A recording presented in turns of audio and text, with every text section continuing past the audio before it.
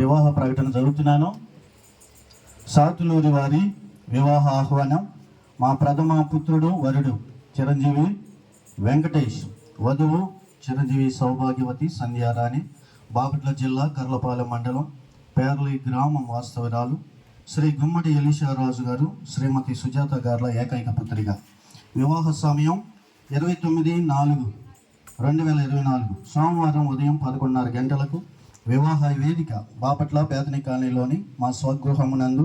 విందు మధ్యాహ్నం 12 గంటలకు. విన్నపము: దేవుని చిత్తానుసారమైన ఈ పరిశుద్ధ వివాహమునకు తామెల్లరూ ఇచ్చేసి నూతన వధువరులను ఆశీర్వదించి మా ఆతిథ్యము స్వీకరించి మమ్మ ఆనందింపచేయ ప్రార్థన.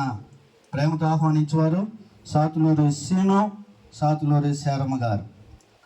ప్రభు ఈ వివాహ ప్రకటనను మరి ఈ వివాహాన్ని ఆశీర్వదించునుగాక. ఆమేన్.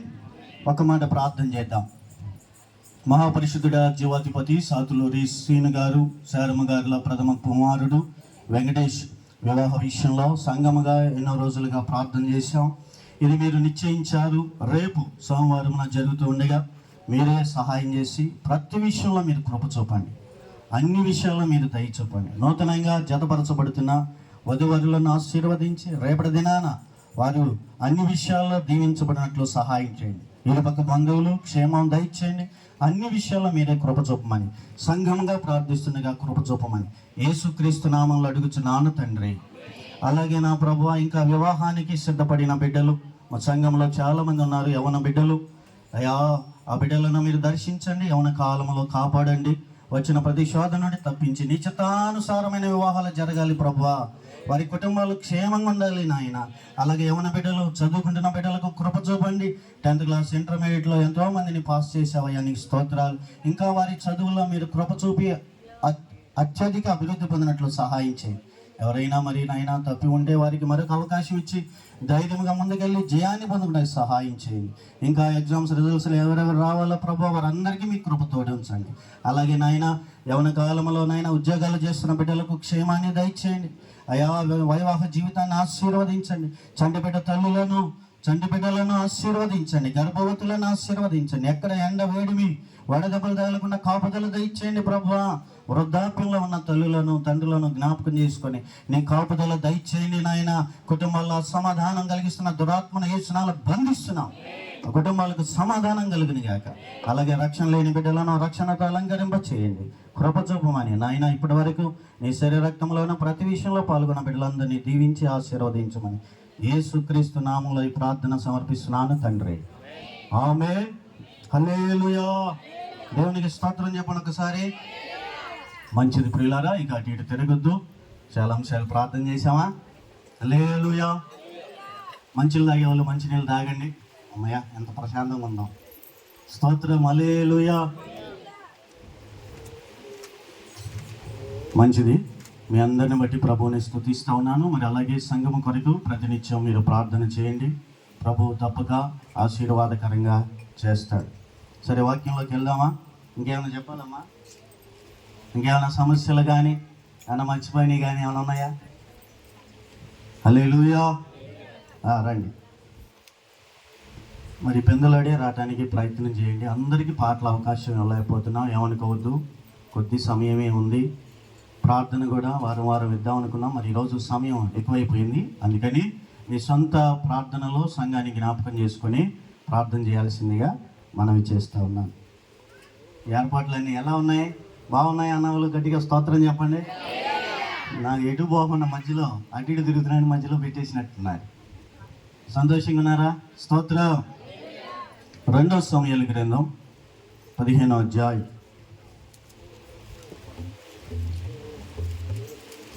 30వ వచనం. అయితే దావీదు ఒలీవ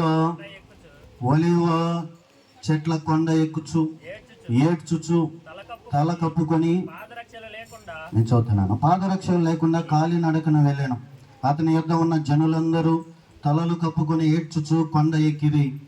అంతలో ఒకడు అబ్షాలోము చేసిన కుట్రలో అహితోపేలు చేరి ఉన్నాడని దావీదునకు తెలియజేయగా దావీదు యెహోవా అహీతోపేలు యొక్క ఆలోచన చెడగొట్టమని ప్రార్థన చేశాను. దేవుని ఆరాధించు స్థలం ఒకటి ఆ కొండ మీద ఉండెను. వారచ్చటికి రాగా చాలు. ఈ మాటల ద్వారా దేవుడు మనతో మాట్లాడును గాక. ఆమేన్. ప్రార్థన. మహాపరిశుద్ధుడా, మాటల ద్వారా మనతో మాట్లాడండి ప్రభువా. నీ సేవకుడైన యోగ్యుడైన పాత్రుడైన ప్రభువా, నీ రక్తంలో కడగండి నాయన. ఎన్నిక లేని వాడిని అయ్యా, నీవే ఏర్పాటు చేసి నడిపించావు కనుక ఈ పరిశుద్ధ సంఘముగా నీ ప్రజలను తీసుకొచ్చావు అయ్యా. నీ దాసునితో అయ్యా, నాతో, మా అందరితో మీరు మాట్లాడాలి. నీ పరిశుద్ధాత్మ నడిపింపు దయచేయి. ఆశీర్వాదకరమైన మాట దయచేయండి. ఆటంక అభ్యంతర శక్తులను ఈ స్నానంలో బంధిస్తున్నాను అయ్యా. అయ్యా, ఇప్పటి వరకు నేను మనస్ఫూర్తిగా ఆరాధన చేసుకొని అయ్యా, సజీవులే నిన్ను స్తుతిస్తారని అయ్యా, మేము నీ సన్నిధిలో ఉండే భాగ్యాన్ని ఇచ్చావు ప్రభువా. నీ ఒక్క మాట మాకు దయచేయండి అయ్యా. నీ నడిపింపు దయచేయండి. అందరూ ఏ హృదయాలతో ఉన్నా నీకు తెలుసు అయ్యా. మట్టి మనిషికి ఏం తెలుసు అయ్యా. నీ ఆత్మ ద్వారా నడిపించి సహాయం చేయమని యేసుక్రీస్తు నామములో అడుగుచున్నాను తండ్రి. దావీదు ఏడ్చుకుంటా వెళ్తున్నాడు. ఒలీవ కొండ ఎక్కుతా ఏడ్చుకుంటా వెళ్తున్నాడు. తనతో పాటు సైన్యము, తనతో పాటు ఉన్న ప్రజలు కూడా ఏడుస్తా వెళ్తున్నారు. కాళ్ళకు చెప్పులు కూడా లేకుండా కొండ ఎక్కుతా ఏడుస్తా వెళ్తున్నాడు. ఎందుకు తెలుసా? తన కుమారుడు అబ్షాలోము తను చంపాలని చూస్తున్నప్పుడు, తన రాజ్యమును మరి ఇబ్బంది పెట్టాలని చూస్తున్నప్పుడు, ఆ ఇంట్లో వచ్చిన సమస్యను బట్టి ఏం చేయలేక పారిపోవాల్సి వచ్చింది. పారిపోతున్న వాడు ఏం చేస్తూ ఉన్నాడు? ఒలీవ చెట్ల కొండ, ఆ కొండకు వెళ్తా ఏడుస్తా. తనతో ఉన్నవారు బలాఢ్యులు, తన పక్కన ఉన్నవారు ఎంతో బలవంతులు అయినప్పటికీ బలవంతులైనా ఏం చేయలేని నిస్సహాయ స్థితిలో ఆ ఒలీవ కొండకు ఎక్కుతూ ఉన్నారు. ఎందుకు అక్కడికి ఎక్కుతున్నాడంటే అక్కడ రాయబడి ఉంది 32వ వచనం, దేవుని ఆరాధించు స్థలం ఒకటి ఆ కొండ మీద ఉన్నది. దేవుని ఆరాధించే స్థలం ఒకటి అక్కడ ఉంది.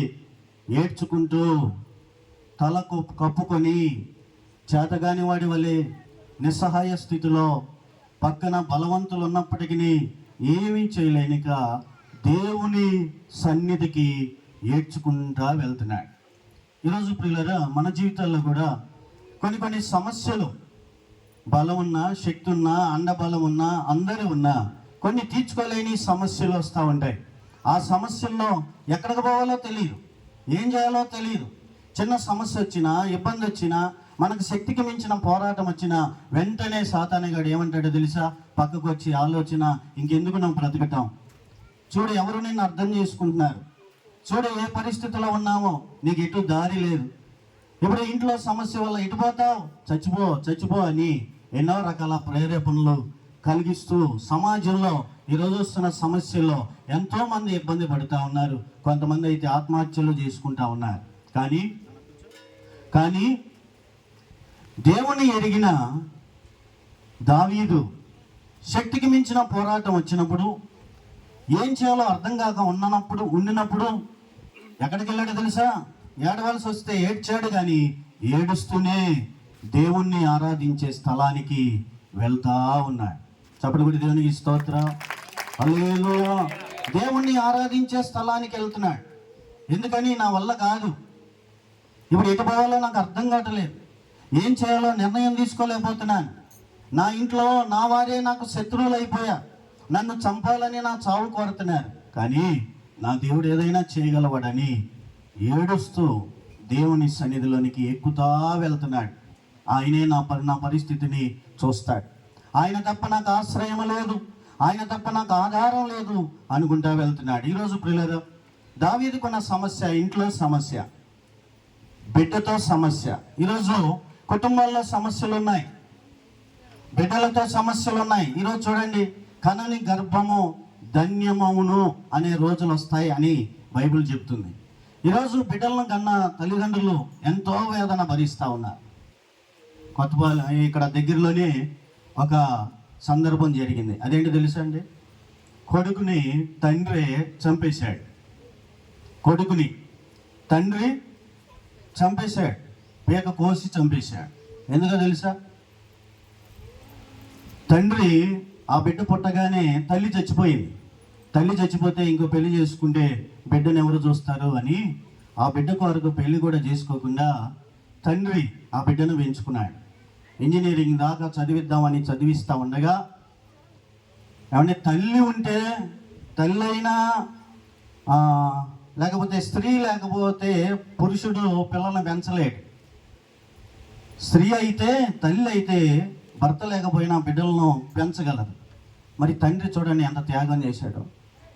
నాకు భార్య అవసరమే కానీ నా బిడ్డకు తల్లి రాదు కదా, మళ్ళీ ఎలాంటి పరిస్థితి వచ్చిందో అని అల్లారు ముద్దగా తనన్ని చంపుకొని బిడ్డను కష్టపడి పెంచి చదివిస్తే, వాడు కొంచెం మెచ్యూరిటీ రాగానే ఏం చేశాడు తెలుసా? ఒక అమ్మాయిని తీసుకొని వెళ్ళిపోయాడు. అమ్మాయిని తీసుకొని వెళ్ళిపోయి వివాహం చేసుకొని వచ్చాడు. వచ్చి ఇంటికి వచ్చేసాడు ధైర్యంగా. తండ్రి ఇప్పుడు ఏం చేయాలి? ఎక్కడో అమ్మాయిని తీసుకొచ్చేసాడు. ఇక ఆ అమ్మాయిని లోపల పెట్టారు. అన్నం తిన్న తర్వాత ఆ అమ్మాయిని లోపల పెట్టి గడేసి పడుకున్న వాడిని వచ్చి చంపి పడేశాడు. అందరమ్మో కఠిన తండ్రి, కఠినాత్ముడు, చంపేశాడు కన్న బిడ్డను అని అన్నారు. కానీ నాకు అర్థమైంది ఏదో తెలుసండి. ఎందుకు చంపాడు? ఎందుకు తెలుసా?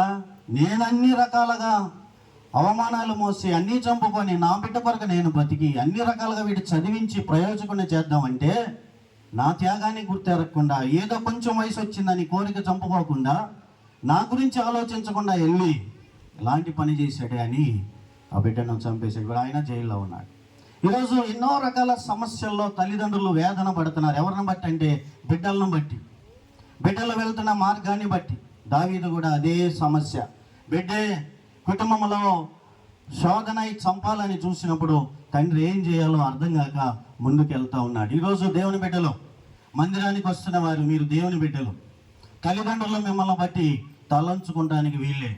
ఒకసారి ఒక రాజుగారు వెళ్తూ ఉన్నాడంట. రాజుగారు మంచి నమ్మకమైన వాడు, మంచి పరిపాలన చేస్తున్నవాడు. ఆయనకు ఒక కుమారుడు ఉన్నాడు. ఆయన ఒక కుమారుడు ఉంటే ఆ కుమారుని పట్టుకుని రాజు వెళ్తా ఉన్నప్పుడు దారిలో వెళ్తా ఉండగా ఒక తాగుబోతాడు రాజుగారిని పిలిచి, రాజా మీ వాడు జాగ్రత్త. ఏమన్నాడండి? రాజా మీ వాడు జాగ్రత్త, ఎందుకంటే మీ వాడు మా వాడితో తిరుగుతున్నాడు అన్నాడంట. ఏమన్నాడు? మీ వాడు మా వాడితో తిరుగుతున్నాడు అన్నాడంట. కారణం, ఈ తండ్రి గందరగోళమైన మనిషి, తన బిడ్డ గందరగోళమైన మనిషి. రాజు గౌరవం గలవాడు, రాజు తర్వాత యువరాజుగా రాజ్యం ఏలాల్సిన వాడు పనికి మాలినోళ్ళతో తిరిగితే ఎలా తయారవుతాడు? పనికి మాలినోళ్ళ తయారవుతాడు. ఎప్పుడైతే నీ బిడ్డ జాగ్రత్త మావాడితో తిరుగుతున్నాడు అన్నాడో వెంటనే ఆ రాజుగారు తలంచుకున్నాడంట. తండ్రి తలంచుకోవడం బిడ్డ చూశాడు. చిన్నవాడే తల ఉంచుకున్నాడు. ఎందుకు ఉంచుకున్నాడు నా తండ్రి తల అంటే, నన్ను బట్టి, నా స్నేహాన్ని బట్టి నా తండ్రి తల ఉంచుకున్నాడు కాబట్టి నేను ఇక పనికి మాలినలతో సావాసం చేసి నా తండ్రి తలదించుకునే పని నేను చెయ్యను అనుకొని చిన్నవాడే తీర్మానం చేసుకున్నాడంట. హల్లెలూయా. తర్వాత ఏమయ్యాడు తెలుసా? గొప్ప రాజు అయ్యాడు. ఆయనే అలెగ్జాండర్ చక్రవర్తి. చెప్పబడి దేవునికి స్తోత్రం. హల్లెలూయా. నీ గొప్ప భవిష్యత్తు ఉంది. ఒక అన్యుడు, దేవుణ్ణి ఎరగనివాడు, కానీ తన తండ్రి ఎక్కడ తల ఉంచుకుంటాడో, ఎక్కడ నన్ను బట్టి నా తల్లిదండ్రులు తల ఉంచుకోవాల్సి వస్తుందో అలాంటి వాటిని నేను పక్కన పెడతా. నన్ను బట్టి నా తల్లిదండ్రులు తలెత్తుకునేటట్టు బ్రతుకుతా. నా తల్లిదండ్రులు అవమానకరంగా ఉండే విధంగా ఆ సహవాసం కానీ, ఆ పరిస్థితులు కానీ, ఆ పరిస్థితుల్లో నేను వెళ్ళనని ఎవరైతే తీర్మానం చేసుకుని ఉంటారో వారిని దేవుడు ఆశీర్వాదకరంగా చేస్తాడు. స్తోత్రం చెప్పండి. ఈరోజు దేవుని బిడ్డలో లోకంలో ఎన్నో రకాల సహవాసాలు ఉన్నాయి, లోకంలో ఎన్నో రకాల ఆకర్షణలు ఉన్నాయి. ఎలాగ లోకస్తుల్లాగా మనం వెళ్ళగలం? నువ్వు దేవుని బిడ్డవి, క్రైస్తవుడివి, క్రైస్తవ కుటుంబంలో పుట్టిన వ్యక్తివి, అలాగని దేవుని కొరకు పిలువబడిన వ్యక్తివి. దేవుడు నీ కొరకు బంగారు భవిష్యత్తు సిద్ధపరిచి ఉంచాడు. నీవు కానీ దేవుని మార్గంలో దేవుని కొరకు బ్రతకగలిగితే తప్పక శ్రేష్టమైన జీవితాన్ని దేవుడు సిద్ధపరిచి ఉంచాడు. కానీ దావీదు దేవుణ్ణి ఎరిగినవాడు, దేవుణ్ణి ప్రాణప్రదంగా ప్రేమించినవాడు. కానీ బిడ్డలేమో అవమానకరంగా తయారై కొన్నిసార్లు అంతే. దేవుని కొరకు బ్రతికి దేవుని కొరకు బ్రతకాలి అని ప్రయాసపడే తల్లిదండ్రులు ఉంటే కొన్నిసార్లు బిడ్డలే తల్లిదండ్రులకి వ్యతిరేకంగా లోక సంబంధాలుగా తయారయ్యే వాళ్ళు, తల్లిదండ్రులు పరువు తీసేవాళ్ళు, తల్లిదండ్రులని నది రోడ్లో నిలబెట్టే క్రైస్తవ కుటుంబాలు కూడా లేకపోలేదు. అయితే నీవు యవన బిడ్డలు తల్లిదండ్రులు కలిగిన బిడ్డలు, దేవుని సన్నిధిలోకి వచ్చిన యవన బిడ్డలు జాగ్రత్త పడి, నన్ను బట్టి నా తల్లిదండ్రులు ఇబ్బంది పడకూడదు, నన్ను బట్టి నా తల్లిదండ్రులు గర్వంగా ఫీల్ అవ్వాలి అని ఎవరైతే తీర్మానం చేసుకుంటారో వారిని బట్టి దేవుడు ఎంతో సంతోషిస్తాడు. సరే, దావీదు ఇప్పుడు జరిగిన సందర్భం ఏంటి? ఏం చేయాలి? ఏం చేయాలో తెలియక కొడుకు ఇప్పుడు నేను కానీ నిలబడ్డానంటే నేను చంపనవసరం, నా పక్కన వాళ్ళే చంపేస్తాడు. కనీసం నా బిడ్డను కాపాడడానికి నేనైనా తలంచుకొని పారిపోతా ఉన్నట్టుగా వెళ్తా ఉన్నాడు. ఎక్కడికి వెళ్తున్నాడు? దేవుని సన్నిధికి వెళ్తున్నాడు. ఈరోజు సమస్యలు వస్తున్నాయి, కుటుంబంలో సమస్యలు ఉన్నాయి, బిడ్డల విషయంలో సమస్యలు ఉన్నాయి, ఎన్నో రకాల పోరాటాలు ఉన్నాయి. ఏం చేయాలో అర్థం కావట్లేదు. ఏం చేయాలో అర్థం కానప్పుడు ఏం చేయాలి? దేవుని సన్నిధికి వెళ్ళాలి, దేవుని దగ్గరికి వెళ్ళి మొరపెట్టాలి. ఈరోజు ఎవరైతే దేవుని దగ్గరికి వెళ్ళి మొరపెడతారో ఖచ్చితంగా దేవుడు ఆశీర్వాదకరంగా చేస్తాడు. మనం చేయలేని పరిస్థితులు దేవుడు ప్రార్థన ద్వారా సహాయం చేసి విడుదల ఇస్తాడు. అయితే ఈ సమస్యలో వెళ్తున్నప్పుడు ఒక వార్త తెలిసింది. అదేంటో తెలుసా? అబ్షాలోము చేసిన కుట్రలో అహీతోపెలు చేరి ఉన్నాడు. 31 వచ్చినాం కదా. దావీదు ఏముందమ్మా అక్కడ? 31. అంతలో ఒకడు వచ్చి అబ్షాలోము చేసిన కుట్రలో అహీతోపెలు చేరి ఉన్నాడు. కుట్రలో అహీతోపెలు చేరి ఉన్నాడు. ఒక కుట్ర జరుగుతుంది. ఆ కుట్రలో అహీతోపెలు అంటే వాడు ఒక కుయుక్తిపరుడు, రాజుకు మంత్రిగా ఉన్నవాడు. కానీ తన ఆలోచన ఏది చేసినా పక్కాగా ఏదైనా చేయగలవాడు. అలాంటి కుయుక్తిపరుడు ఇప్పుడు తన బిడ్డ విషయమై బిడ్డతో కలిసి కుట్ర జరుగుతుంది అని తెలిసింది. కుట్ర జరుగుతుంది అని తెలిసినప్పుడు ఏం చేయాలో అర్థం కాక, అసలే నేను శ్రమపడి వెళ్తా ఉంటే వాడికి తోడు ఇంకో కుట్ర జరుగుతుంది. వాడి పక్షంగా ఇదిగో కుయుక్తిపరుడు చేరాడు, ఏంటో నాకు సమస్యలు వస్తున్నాయి, ఏంటో నా జీవితం ఇలాగ అయిపోతుంది అని కుంగిపోకుండా కుంగిన స్థితిలోనే ఏం చేశాడు తెలుసా? చిన్న ప్రార్థన చేశాడు. ఏం ప్రార్థన చేశాడు? ప్రభువా, యెహోవా, అహీతోపెలు యొక్క ఆలోచన చెడగొట్టమని ప్రార్థన చేశాడు. స్తోత్రం చెప్పండి ఒకసారి. ఈరోజు కుటుంబానికి వ్యతిరేకంగా కుట్ర జరుగుతుందా? శత్రువులందరూ ఏకమై ఏదో రకంగా కుటుంబాన్ని నాశనం చేయాలి, బిడ్డలని నాశనం చేయాలి, మన జీవితాన్ని ఎదగకుండా నాశనంలోకి నడిపించాలి అని కూర్చోమ్మా అని ఎవరైనా కుట్ర చేస్తున్నారా? కుట్ర చేసిందని తెలుస్తుందా? తెలిసినప్పుడు ఏం చేయాలో అర్థం కావట్లా, ఎటు పోవాలో అర్థం కావట్లా. ఇప్పుడు అందరూ ఏకమై నాకు వ్యతిరేకంగా కుట్ర జరుగుతుంది, ఇప్పుడు ఏం చేయాలి అని నలిగిపోలేదు. కానీ ఏం చేశాడు? ప్రార్థన చేశాడు. అయ్యా, అహీతోపెలు యొక్క ఆలోచన చెడగొట్టు అని ప్రార్థన చేసి ఇక ఏం చేయలేక వెళ్తున్నాడు. ప్రార్థన చేస్తే ఏం జరిగిందో తెలుసా? ఆ పేజీ తిప్పితే ఒక అధ్యాయం జరిగిన తర్వాత ఏమైందంటే 17వ అధ్యాయం 23వ వచనం. అహీతోపెలు తాను చెప్పిన ఆలోచన జరగకపోవట చూచి గాడిదకు గంత కట్టి ఎక్కి తన ఊరినున్న తన ఇంటికి పోయి తన ఇల్లు చక్కబెట్టుకొని ఉరి పోసుకొని చనిపోయాను. చప్పుడు కూడా దేవునికి స్తోత్రం చెప్పండి. ఏమండి? ప్రార్థన చేశాడు, కుట్ర జరుగుతున్నాయా? అహీతోపెలు కుయుక్తిపరుడు, నా కుటుంబాన్ని నాశనం చేయాలని కుట్ర చేస్తున్నాడు, కానీ నేనేం చేయలేను, అయితే నువ్వు ఏదైనా చేయగలవని ప్రార్థన చేశాడు. అతని ఆలోచన చెడగొట్టమని ప్రార్థన చేశాడు. ప్రార్థనకి అప్పుడే రాలా జవాబు, ఏం జరుగుతుందో తెలియలా. కానీ ఒక అధ్యాయం గడిచింది, అనగా కొన్ని రోజులు గడిచిన తర్వాత ప్రార్థనకు జవాబు వచ్చింది. అదేంటో తెలుసా? ఎవడైతే కుట్ర చేసి ఏదో రకంగా నాశనం చేయాలని చూశాడో వాడే తాను చెప్పిన ఆలోచన జరగకపోవట చూచి అరే ఇన్ని పన్నాగాలు పన్నినా అంతా సక్సెస్ అయ్యింది, ఈడిప్పుడు అయిపోయాడు అనుకున్నాను రా, ఆఖరికి ఈ ఆలోచన చెడగొట్టబడి నేను ఆ మాట ఎవడో వింటలేదే, ఈ కుట్ర జరగలేదే, అవమానం వచ్చిందే అన్నవాడు వెళ్ళి ఉరి పోసుకొని చనిపోయాడు. చూసారా? ప్రార్థన. ఈరోజు నువ్వు ప్రార్థన చేస్తున్నారు ఎంతకే? స్తోత్రం చెప్పండి. ఏం ప్రార్థనయ్యా? ప్రార్థన చేద్దంటే ఎన్నో సమస్యలు వస్తున్నాయి. ఒకటైతే చేయొచ్చు అయ్యా, శాంతమ్మ గారు, ఒకటైతే చేయొచ్చు.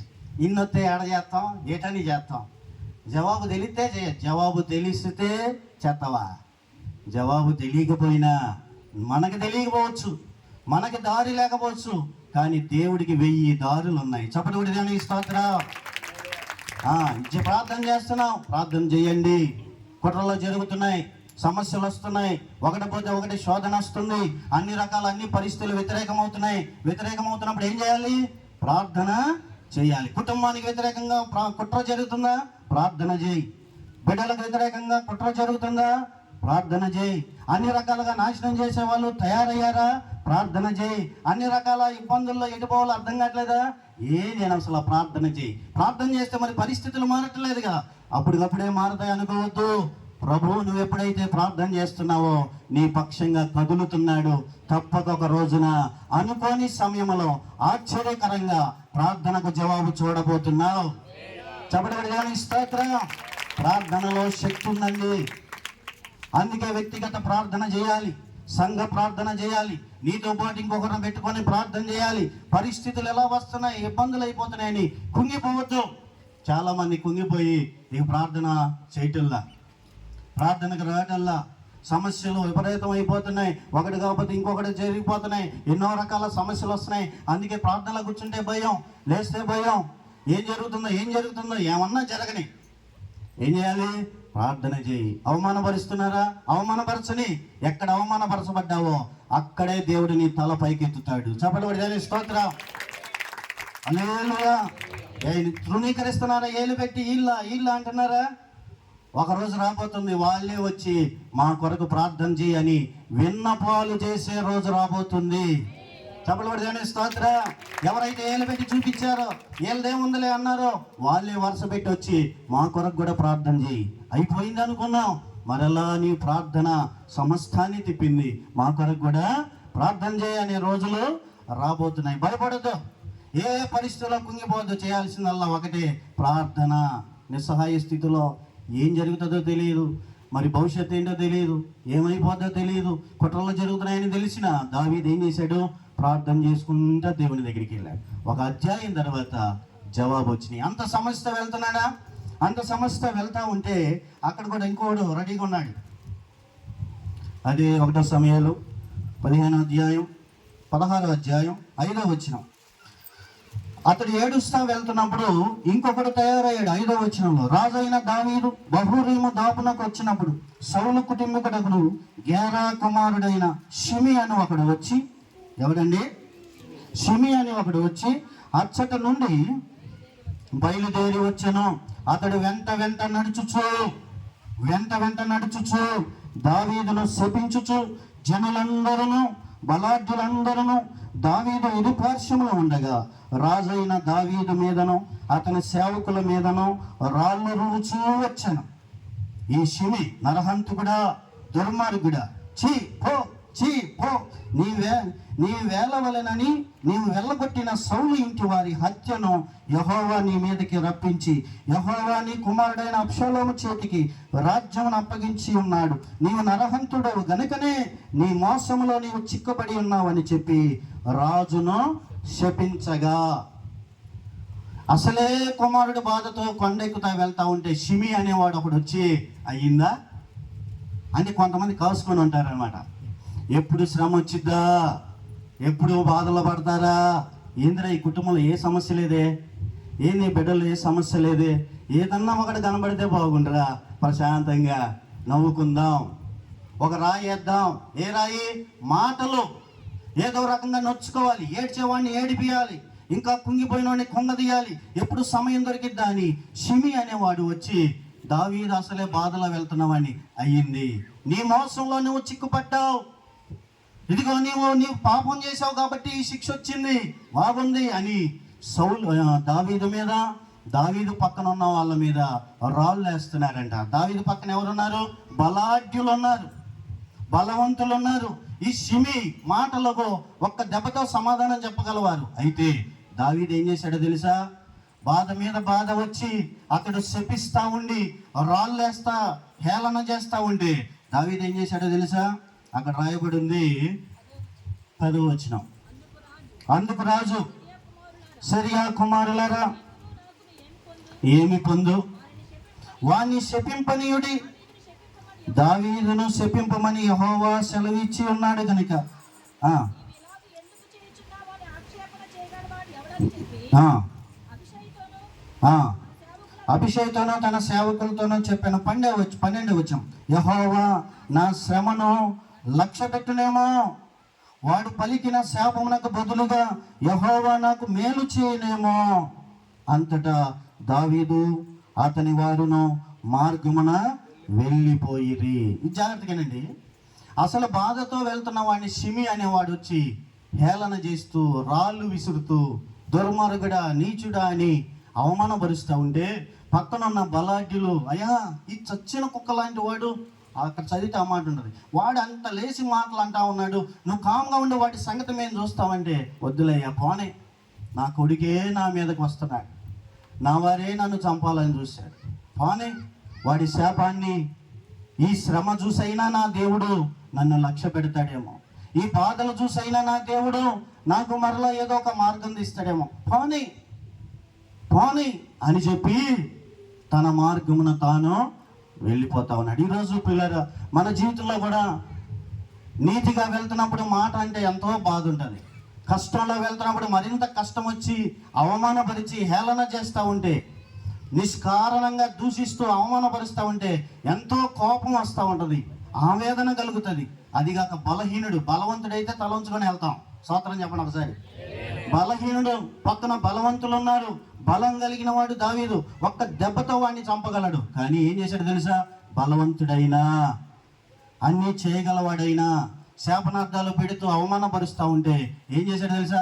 పోనీలే పోనీలే, ఈ శ్రమ చూసైనా నా దేవుడు నా మీద లక్ష్యం ఉంచుతాడు. ఈరోజు పిల్లలు దేవుడిని నమ్ముకొని వెళ్తున్నప్పుడు అవమానపరిచేవారు, రాళ్ళు రువేవాళ్ళు, రాళ్ళు అంటే మామూలు రాళ్ళు వేరు, రాళ్ళు అంటే ఇప్పుడు మనకు తగిలే మాటలు, అవమానపరిచేవాళ్ళు, అటు వెళ్తూ ఉంటే కావాలని ఏదో రకంగా రెచ్చగొట్టేవాళ్ళు, అవమానపరిచి హేళన చేసేవాళ్ళు, ఏదో రకంగా ఇబ్బంది పెట్టేవాళ్ళు చుట్టూ ఉంటారు. దావీదు నుండి మనమే నేర్చుకోవాలంటే, పోనీ దేవుడే చూసుకుంటాడు. శపించేవాడిని శపించని నా దేవుడు చూస్తున్నాడు, నేను పగ తీర్చుకోను, నా దేవుడే పగ తీర్చుకుంటాడు. హల్లెలూయా. పోనీ నా పరిస్థితే బాగలేదు అంటున్నారు కదా, పోనీ. చాలాసార్లు కుటుంబాల్లో భర్త బలవంతుడు కాబట్టి తిడతా ఉన్నాడు అనుకో, ఏమనలేక పిల్లలకి జడేత్తాకి పిలుస్తారు.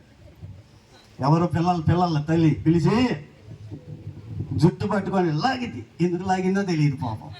దబ్బిడి ఏంటి అటు చూస్తున్నామని టపా టపా కొట్టిద్ది. ఎవరిని? నాయన మా అమ్మైందిరా, నేను ఏం చేశానని కొడుతుందిరా. ఇప్పుడు ఎందుకు కొట్టింది చెప్పండి, ఎందుకు కొట్టింది? వాళ్ళ భర్తని ఏమనలేక. బలహీనులు ఎవరున్నారు? పిల్లలు బలహీనులు కాబట్టి దబిడి గుద్ది. ఒకవేళ వాళ్ళ అత్త అందనుకో, ఇప్పుడు ప్రస్తుతానికి అదే వైరింగ్ కాబట్టి స్తోత్రం చెప్పండి, అత్త అందనుకో, ఈ అమ్మాయిని తిట్టి వాళ్ళ అత్తకు తగలాలని దబాదబామని ఏదో ఒకటి అంటాం, పిల్లల్ని తిట్టడం. ఎందుకు తిడుతుందో తెలియదు, ఎందుకు కొడుతుందో తెలియదు. ఎవరు? వాళ్ళ అమ్మ. ఈరోజు బలహీనం. మనం ఏదో రకంగా సమస్యలో శ్రమలో వెళ్తూ ఉంటే మన కోపం అంతా ఎవరి మీద తీర్చుకుంటాం తెలుసా? బలహీనుల మీద. కానీ దావీదు బలవంతుడైన బలహీనుడు ఎదురుగా మాట్లాడుతున్నా మౌనంగా వెళ్ళిపోతున్నాడు. స్తోత్రం చెప్పండి ఒకసారి. హల్లెలూయా. ఈరోజు పిల్లల దేవుని నమ్ముకొని దేవుని మార్గంలో వెళ్తున్నప్పుడు ఆఖరికి బలహీనులు కూడా అంటున్నారు, వీళ్ళేం భక్తి అండి, వీళ్ళేందండి, వీళ్ళ కుటుంబం ఏందండి అనేవాళ్ళు ఎవరు? అసలు వాళ్ళ జీవితాలు బాగాల, అసలు వాళ్ళ బ్రతుకులు బాగాల. కానీ ఎవరికి చెప్తాకు వస్తున్నారు వాళ్ళు? ఎవరికి? నీతిగా బతికి యథార్థంగా బతికి దేవుని కొరకు బతికే వాళ్ళని ఏదో రకంగా ఇబ్బంది పెట్టాలి, అవమానపరచాలి, ఆటంకపరచాలని అంటున్నప్పుడు ఏం చేయాలి? నా విశ్వరూపం చూపిస్తాను అనుకోకుండా ఏం చేయాలో తెలుసా? పగ తీర్చుకున్నట నా దేవుని పని అనేవాళ్ళు అన్నని. ఎందుకంటే నేనే ఇప్పుడు బాధల్లో ఉన్నా, నేనే ఇప్పుడు కష్టంలో ఉన్నా కాబట్టి నా ప్రభువే చూసుకుంటాడు. కనీసం ఈ శ్రమనైనా, నేను ఆయన బిడ్డనే కదా, నన్నంటే ఆయన ఎందుకు ఊరుకుంటాడు? నన్నంటే ఆయన వదిలిపెట్టాడు కదా. ఒకవేళ ఏమో నా దోషమేమో పోనీ. ఎందుకంటే దావీదుకి ఒక మనస్సులో నేరారోపణ ఉంది. అదేందో తెలుసా? బెత్షెబా భర్తను చంపించాడు. నమ్మకమైన వాడిని నమ్మకంగా నమ్మించి చంపేపిచ్చాడు. అందుకనే ఏ ఒక్కరిని ఏం అనలేకపోతున్నాడు. పోనీ ఈ శ్రమను బట్టి అయినా నా దేవుడు లక్ష్య పెడతాడు. నేను మంచోడిని కాదు, ఒకప్పుడు ఈ పరిస్థితి చేశాను, అందుకే నాకు ఈ పరిస్థితి వచ్చిందేమో. పోనీలే, ప్రభు ఈ శ్రమ చూసైనా నాకు సహాయం చేస్తాడు. ఈరోజు ప్రియులారా, మన జీవితంలో మనం కూడా ఇలాంటి మనసు ఉంటే, పోనీ నేనేమైనా యోగ్యుడినా, పోనీ నేనేమైనా యోగ్యురాలనా అంటే అన్నీ పోనీ, నా దేవుడే నిలబెడతాడు, నా దేవుడే చూసుకుంటాడని ఎవరైతే తల వంచుకొని వెళ్తారో ఏమైనా తెలుసా, 2 అధ్యాయాలు తిప్పితే, స్తోత్రం చెప్పండి ఒకసారి. అక్కడ ఉంటుంది 19వ అధ్యాయమా, 19వ అధ్యాయం 19వ వచనం, 19వ అధ్యాయం 19వ వచనం, లేకపోతే 18 నుంచి. అమ్మా కరెక్ట్గానే ఉన్నారా? కరెక్ట్గానే ఉన్నారా? స్తోత్రం చెప్పండి ఒకసారి. 18వ వచనం, రాజు ఎదుట నది దాటిరి, రాజు ఇంటి వారు అవతలకు దాటించుటకు, రాజు దృష్టికి అనుకూలమైన దాన్ని చేయుటకు రేవు పడవన యువతలకు తెచ్చి ఉండిరి. అంతటా గేరా కుమారుడైన షిమి వచ్చి రాజు యోర్దాను నది దాటిపోగానే అతనికి సాష్టాంగపడి, చప్పటి పడి స్తోత్రం చెప్పండి, చప్పలు పడాలి. హల్లెలూయా. ఏమైంది? షిమి వచ్చి అతనికి సాష్టాంగపడి, 19వ వచనం, నా ఏలినవాడా, నేను చేసిన ద్రోహము నా మీద మోపకము, నా ఏలినవాడవగు రాజునకు నీవు యెరూషలేము విడిచిన వేళ నీ దాసుడకు నేను మూర్ఖించి చేసిన దోషమును జ్ఞాపకం ఉంచుకొనకము, మనస్సునందు ఉంచుకము. నేను పాపము చేసి తినని నాకు తెలిసినది కనుక. స్తోత్రం చెప్పండి ఒక్కసారి. తెలిసింది. ఏమైంది తెలుసా? 2 అధ్యాయాలు దాటినాక. స్తోత్రం చెప్పండి ఒకసారి. ఈరోజు అవమానపరుస్తున్నారా? ఈరోజు ఆటంకపరుస్తున్నారా? ఏదో రకంగా దేవుని నమ్ముకొని దేవుని మార్గంలో వెళ్తుంటే తగ్గించుకుంటున్నామని, తలంచుకున్నామని వెళ్తా ఉంటే అన్ని రకాలుగా బలహీనలు కూడా దూషించి, కుట్ర చేసి, అవమానపరిచి ఏదో రకంగా గాయపరచాలని చూస్తున్నారా? మౌనంగా వెళ్ళిపో, దేవునికి అప్పచెప్పి వెళ్ళిపో. కొద్ది రోజుల్లోనే సమయంలో రాబోతుంది. ఏం రాబోతుంది? జవాబు రాబోతుంది.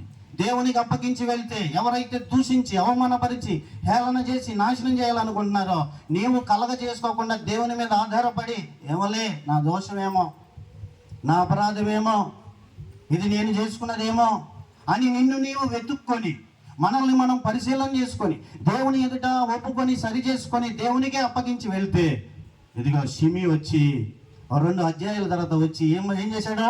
సాష్టాంగపడ్డాడు. హల్లెలూయా. దేవుడు చేసే కార్యాలు అవి. కానీ ఓపికతో మనకు లేదు. ఈరోజు దేవుని మీద ఆనుకొని ముందుకే సాగివేలు. ప్రార్థన దేవుని మీద ఆనుకొని కనిపెట్టుకొని వెళ్తా ఉండటం వల్ల ఎన్నో జవాబులు తీసుకొస్తా ఉన్నారు. ఈరోజు అర్థం కాకపోవచ్చు, ఎందుకు నా పరిస్థితులు ఎలాగైపోతున్నాయి, ఎందుకు నా పరిస్థితులు ఎలాగ అవమానకరంగా అయిపోతున్నాయి, ఏంటి పరిస్థితులు ఎలా వెళ్తున్నానని కుంగిపోకుండా నిన్ను నీవు సరి చేసుకొని, ఏ విషయాలు దిద్దుకోవాలో దిద్దుకొని దేవుని మార్గంలో వెళ్తే తప్పగా ఎవరు అవమానపరిచారో, ఎవరు హేళన చేశారో, ఎవరు తృణీకరించి మాట్లాడారో వారి తప్పులు వాళ్ళు తెలుసుకొని నీ దగ్గరకు వచ్చి సమాధాన పడేటట్టు దేవుడు చేస్తాడు. హల్లెలూయా. గట్టిగా స్తోత్రం చెప్పండి. అయితే దావీదు ఏం చేశాడు చూడండి. ఏం చేశాడు? శ్రమ అయినా, నిస్సహాయ స్థితి అయినా, అవమానమైనా, కృంగుదలైనా ఎక్కడికి వెళ్ళాడు? దేవుని సన్నిధికి వెళ్ళాడు. దేవుని పాదాలు పట్టుకున్నాడు. కృంగిన మనస్సుతో ఉన్నప్పటికీ ప్రార్థన చేయగలిగాడు. అందుకే అన్ని విషయాల్లో జయాలు పొందుకున్నాడు. కానీ కృంగిపోయిన మనసులో చాలా మంది ఒకదాని తర్వాత ఒకటి వస్తున్న సమస్యలను బట్టి, ఇబ్బందులను బట్టి ఏమైపోతారు తెలుసా? కఠినం అయిపోతారు. ఏమైపోతారమ్మా? చెప్పనా ముగినా? స్తోత్రం చెప్పండి ఒకసారి. కఠినం అయిపోతారు. ఎంత కఠినమో తెలుసా? దేవుని స్వరాన్ని కూడా వినలేరు, దేవునికి ప్రార్థన కూడా చేయలేరు, దేవుని సన్నిధిలోకి అడుగు కూడా వేయలేరు. దేవుడు మాట్లాడుతున్నా కానీ మనస్సున పెట్టలేరు. అంత కృంగుదల్లోకి వెళ్ళిపోతారు. అది ఎక్కడైనా తెలుసా? ఆదికాండంలో యాకోబు జీవితంలో అయ్యింది. యాకోబు జీవితం చెప్తా చూడండి. ఆదికాండం 42వ అధ్యాయం 36వ వచనం. అప్పుడు వారి తండ్రి అయిన యాకోబు వారిని చూచి పుత్రహీనునిగా చేయుచున్నారు. యోసేపు లేడు, షిమ్యోను లేడు, బెన్యామీను కూడా తీసుకుపోతున్నారు. అయ్యో, ఇవన్నీ నాకు ప్రతికూలముగా, అంటే అనుకూలంగా లేవు. యాకోబు ఎవరు? దేవుని చేత ఆశీర్వాదం పొందినవాడు. యాకోబు ఎవరు? దేవుని వాగ్దానం పొందినవాడు. కానీ తన జీవితం వెళ్తున్న మార్గంలో ఎన్నో అవకతవకలు. ఏంటో తెలుసా? యోసేపు లేడు. ఎందుకని లేడు? ఉన్నాడు. కానీ అన్నలు యోసేపుని అమ్మేశారు. అమ్మేసి చచ్చిపోయాడని చెప్పారు. ఆ తండ్రికి వచ్చి వస్త్రం చూపించారు. నానా, ఇది నీ కుమారుడిదేనా? అవును. ఏమైంది? ఏదో జంతువు అతన్ని చంపేసింది, ఇదిగో ఈ వస్త్రం చూడు అన్నప్పుడు, ఏమండి అసలు ఏదన్నా జంతువు చంపితే చొక్కా చినిగుండాలి కదా. ఆ చొక్కా ఎలా ఉంది తెలుసా? ఫ్రెష్గా రక్తంలో ముంచి తీసుకొచ్చారు. ఫ్రెష్గా రక్తంలో ముంచి తీసుకొచ్చి, అమ్మ బాబోయ్ నా బిడ్డను చచ్చిపోయాడే, నా బిడ్డ చచ్చిపోయాడే అని గుండె పగిలేలా ఏడ్చాడు. కనీసం గ్రహించలేకపోయాడు. ఏమని? చొక్కా చినక్కుండా ఎలాగైంది, వీళ్ళు అసలే అబద్ధికులు, అన్నీ చేసేది అబద్ధ పనులు అని కూడా గ్రహింపు లేకుండా కృంగిపోయాడు. ఎందుకంటే యోసేపు మీద అంత ప్రేమ, ప్రాణం పెట్టుకున్నాడు. కృంగిపోయాడు. ఆఖరికి తర్వాత చూస్తే ఆహారం కొంటాకి వెళ్తే అక్కడ ఉంది ఎవరు? యోసేపే. స్తోత్రం చెప్పండి.